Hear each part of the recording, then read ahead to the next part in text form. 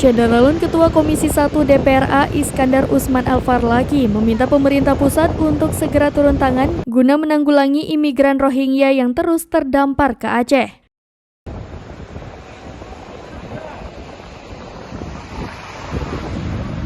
Hal itu disampaikan Iskandar Usman Al-Farlaki menanggapi datangnya kembali 184 imigran Rohingya di kawasan pesisir Lamnga Aceh Besar pada Minggu 8 Januari 2023.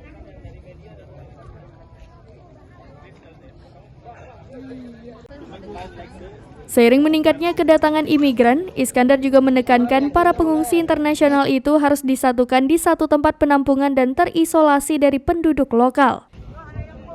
Iskandar menuturkan masyarakat Aceh memang senang membantu, hal ini atas nama kemanusiaan.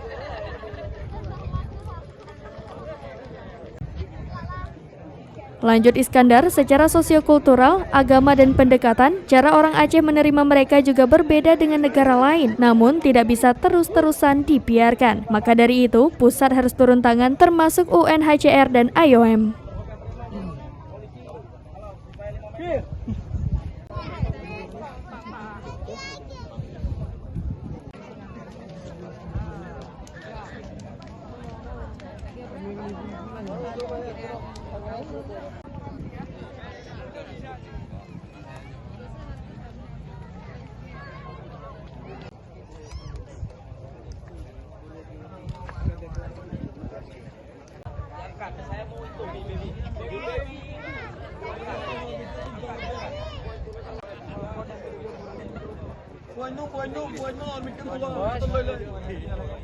Buat